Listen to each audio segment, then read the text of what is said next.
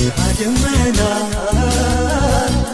እንዳያድለም ሲያስገመግብ ጠላቴም ሲለኝ የሚያድን የለም ረዳቴ ግን እጁን ዘረጋ ከሰማያት እኔን ሊያወጣ ፈጥኖ ከሞት አንተ ስለኔ